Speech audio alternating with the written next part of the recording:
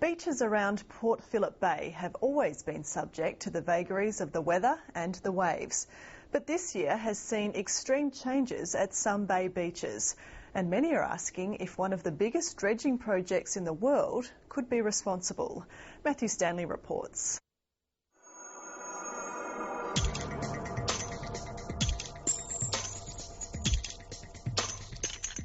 By the time the Queen of the Netherlands finally sailed out of Port Phillip Bay for the last time, thousands of hours and millions of dollars had been spent debating the merits and possible consequences of channel deepening.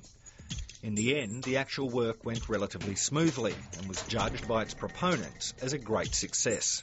There are a lot of people who said that this project couldn't be done. There are a lot of people who said that this project would damage the environment. The fact of the matter is, this has been an exemplary project. Opponents warned it was too early to know what damage might have been done. I think there are going to be impacts for a long time, maybe indefinitely. Fast forward a year, and some believe that warning is now playing out in dramatic fashion. It's been quite a remarkable change. As you can see, the work's going on here, the sandbags here, the trees disappearing up along the beach. It's been a remarkable change, and the community are very concerned about it. In less than 12 months, Portsea Front Beach has been almost completely washed away. The foundations of the Portsea Pier have been undermined, and an urgent repair job is underway, while each high tide exposes more rock and eats further into the grass-covered dunes. So this has just come down recently, this part of the bank with this tree here? Yeah, this came down a couple of weeks ago. This is holding the trees are holding the foreshore together.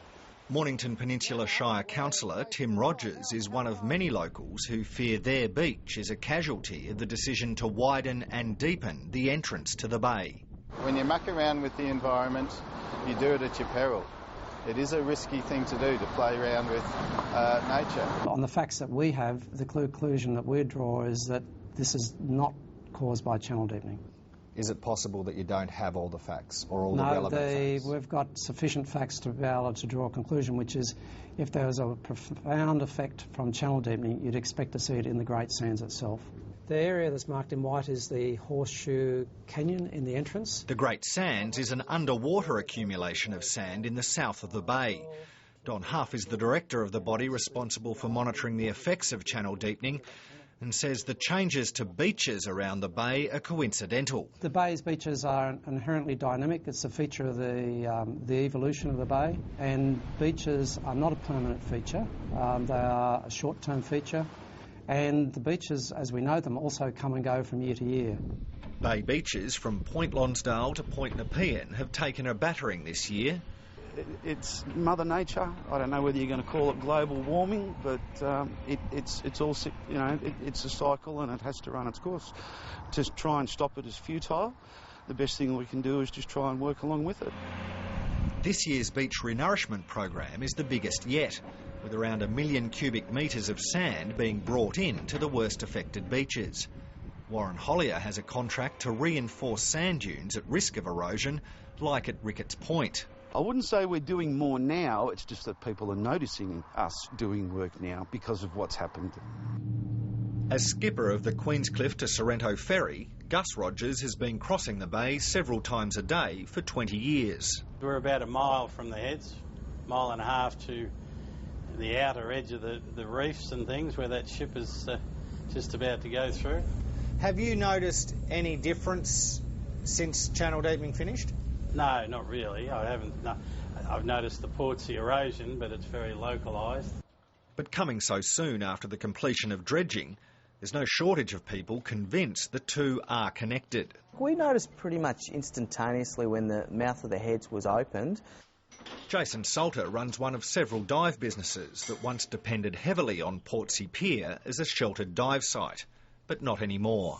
Now, when the tide comes in, you get pushed back and forth. Some days so much so that you just simply can't dive. Now, that's got zero relationship to the weather, that's got zero relationship to any storms, that's to do with the tide only, so nobody's actually answered why that is occurring. Coincidence and timing isn't cause and effect. If you were to link these possibilities together, they ought to be borne out by very detailed mapping of the seafloor and there's nothing in that detailed mapping to suggest that that change in currents is a result of dredging.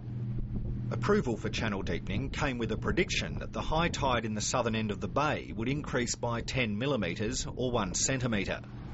But the Greens say high tides are between 3 centimetres and 10 centimetres higher than they were before dredging. I think the best science that the Environmental Monitor has been able to obtain is consistent with what I describe as the 10 millimetre variation, and that's what was predicted. That has been what has been measured, and any amateur science that's applied to this probably doesn't help the debate. Are you happy to have your analysis tested against theirs? Well, I'm happy to say this is what I've been able to find. You should, as the government and Environmental Monitor, you should be looking at it as well. In terms of the science, clearly someone has got it wrong. But in a debate being driven as much by the effects as the cause, there's this final concession. I always value local observations. Locals can make observations where you can't make them through instrumentation. So the work to be done later this year, I'd certainly like to see those sorts of local observations incorporated into that modelling of the Great Sands. As for Portsea Beach, They reckon they had a lovely beach here, 12 months ago or so. They used to come down and swim and enjoy the Portsea Beach. Now, it's a very risky situation to come swimming here. You can see it's all barricaded off. You're not allowed down here. It's a tragedy for the community. We need to understand why this has happened. I don't think we'll ever know what initiated it. What we can be certain of is it's been exacerbated by the effects of swell coming in from Bass Strait. It will get worse before it gets better.